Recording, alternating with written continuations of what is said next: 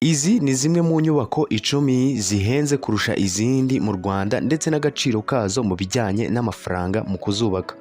Uru ni rumwe mu rutonde rw'inyubako 10 bitewe n'ukuntu izi nzu zubatse ndetse n'amafaranga yazitakajweho mu kuzubaka. Uru rutonde rero tugiye kurebera hamwe rw'inzu 10 zikomeye ziherereye mu mujyi w'u Rwanda wa Kigali. Tugiye kurebera hamwe turahera ku mubare 10 kugeza ku mubare wa mbere.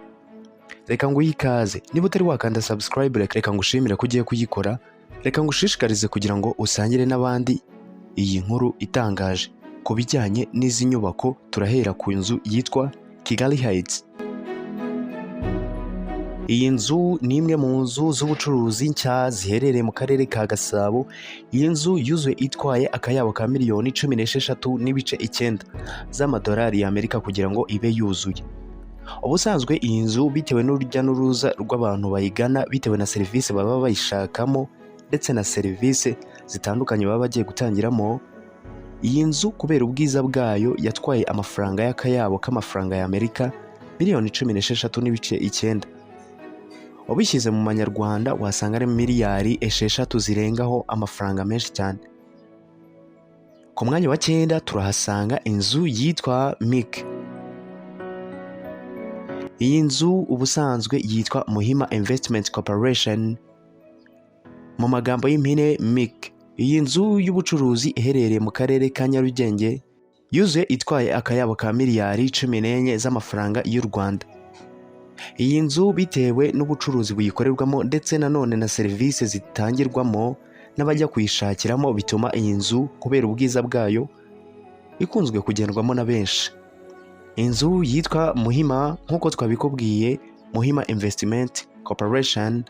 Iyi ni inzu nk'uko twabikubwiye nanone y'ubucuruzi. Ku mwanya wa 8 turahasanga inzu yitwa KBC. Ubusanzwe mu magambo arambuye ni Kigali Business Center, wabihina KBC. Iyi nzu nshya y'ubucuruzi iherereye mu mujyi wa Kigali mu karere ka Gasabo.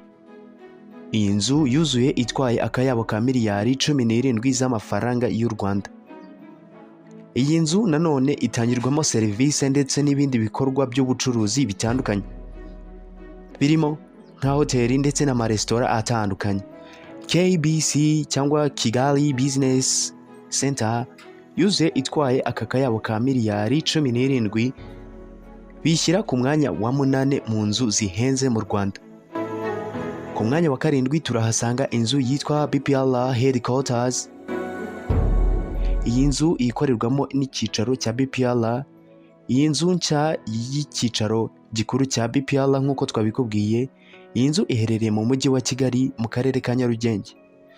Iyi nzu yuzuye itwaye akayabo ka miliyari 18 z'amafaranga y'u Rwanda kugira ngo ibe yuzuye. Bituma rero iza ku mwanya wa 7 mu nzu zihenze cyangwa se mu nzu zikomeye cyane mu bijyanye n'agaciro ndetse n'amafaranga. BPR Headquarters twamaze kukubwira ko iherereye mu karere ka Nyarugenge mu mujyi wa Kigali, nayo iza mu myanya ya hafi mu nzu zihenze mu Rwanda.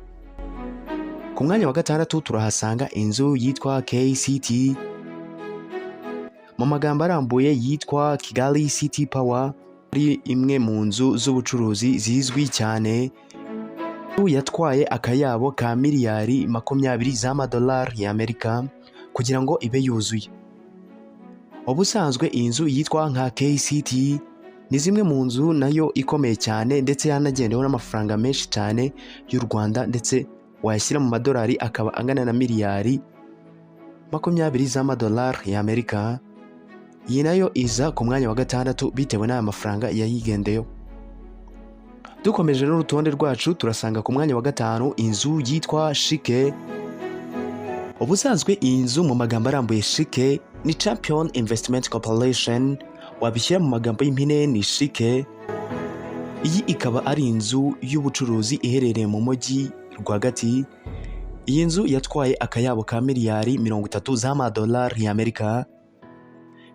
Aya mafaranga akaba yishyira ku mwanya wa 5 bitewe n'ubudahangarwa bw'inzu ndetse n'ubwiza bituma abaturage bayigana bashaka serivisi zitandukanye. Abandi bakaba bayitangiramo serivisi zitandukanye zirimo ubucuruzi ndetse ndetse n'ibindi bintu. Iyi nzu yitwa Shike yatwaye aka kayabo ka miliyari 30 z'amadolari y'Amerika. Ku rutonde rwacu niyo mpamvu twayisanze ku mwanya wa 5. Ku mwanya wa 4 turahasanga inzu cyangwa se hoteli ikomeye cyane yitwa Ubumwe Grand Hotel. Ku mwanya wa 4 nk'uko twabikubwiye, inzu ya hoteli ikomeye cyane iherereye mu mujyi wa Kigali mu karere ka Nyarugenge. Iyi nzu yuzuye itwaye akayabo ka miliyari 34 z'amadolari y'Amerika kugira ngo ibe yuzuye. Bitewe n'amafaranga yayigendeyeho mu kuyubaka ndetse n'ubwiza bwayo, bituma ijya ku mwanya wa 4 mu rutonde rw'inzu zikomeye mu Rwanda ndetse mu mujyi wa Kigali, akaba ari nayo nzu ya hoteli ikomeye cyane, Ubumwe Grand Hotel ku mwanya wa 4. Ku mwanya wa 3 turahasanga inzu yitwa Makusa Peace Plaza, mu magambo y'impine ni MPC Plaza. Iyi nzu yuzuye itwaye akayabo ka miliyari 42 z'amadolari y'Amerika kugira ngo ibe yuzuye. Ubusanzwe iyi nzu y'umuherwe witwa Makuza mu bijyanye no kuyubaka ndetse no kuyitunganya kugira ngo ibe yuzuye yatwaye akayabo ka miliyari 42 z'amadolari y'Amerika. Ku rutonde rwacu bigatuma iza ku mwanya wa 3 mu nzu zikomeye kandi zinahenze mu mujyi w'u Rwanda. Dukomeje n'urutonde rwacu, iyi nzu yitwa Kigali Arena. Iyi nzu yabaye ikimenywa bose bitewe n'imikino yagiye iyikinirwamo, ariko ushobora kwibaza ngo yuzuye itwaye akayabo k'amafaranga angana gute mu bijyanye no kuyubaka ndetse no kuyitunganya kugira ngo ibe yakorerwamo. Ubusanzwe iyi nzu yitwa Kigali Arena. Iyi ni inzu y'imyidagaduro iherereye mu mujyi wa Kigali mu karere ka Gasabo. Inzu yuzuye itwaye akayabo ka miliyoni 104 z'amadolari y'Amerika. Mu kugira ngo ibe yuzuye yibe yitwa Kigali Arena, ubu ngubu basigaye bayita PK Kigali Arena. Ubusanzwe iberamo imyidagaduro ijyanyemo no gukinamo basket ndetse na volleyball ndetse no kwakira ibitaramo bitandukanye mu myidagaduro. Ikaba iza ku mwanya wa 2 mu nzu zihenze mu mujyi wa Kigali, ndetse yanatwaye n'amafaranga menshi dore ko yatwaye miliyoni 104 z'amadolari y'Amerika. Kigali Arena. Ku mwanya wa mbere turahasanga inzu yitwa Convention Center. Ubusanzwe iyi nzu iherereye mu mujyi rwagati mu karere ka Gasabo. Ubusanzwe iyi nzu yuzuye itwaye akayabo ka miliyoni 300 z'amafaranga y'amadolari y'Amerika. Ubusanzwe iyi nzu iyo uyibonye ubona ifatanye n'indi nzu ikomeye cyane izwi nka hoteli yitwa Radisson Blu. Bitewe n'amafaranga yayigendeyeho ndetse n'amafaranga menshi yayitanzweho kugira ngo ibe yuzuye, iyishyira ku mwanya wa mbere mu rutonde rwo twateguye mu nzu zikomeye cyane. Kigali Convention Center ikaba iberwamo inama zitandukanye, yaba ari izihuza ibihugu cyangwa se izo mu gihugu imbere. Kigali Convention Center bitewe n'imyubakire yayo itangaje ndetse no kwihinduranya bitangaje, bishyira ku mwanya wa mbere mu nzu zikomeye hano mu gihugu cy'u Rwanda. Kigali Convention Center nanone iza mu nzu zikomeye cyane muri Afurika bitewe n'imyubakire ndetse n'ibitewe n'ukuntu itangaje mu buryo yubatswe. Usibye kuba yaratwaye izi miliyoni 300 ndetse no kuyubaka mu bijyanye no kuyitunganya, Kigali Convention Center iratangaje ku bantu bayibona, ariko bigakabya cyane mu masaha y'umugoroba cyangwa se mu masaha y'ijoro.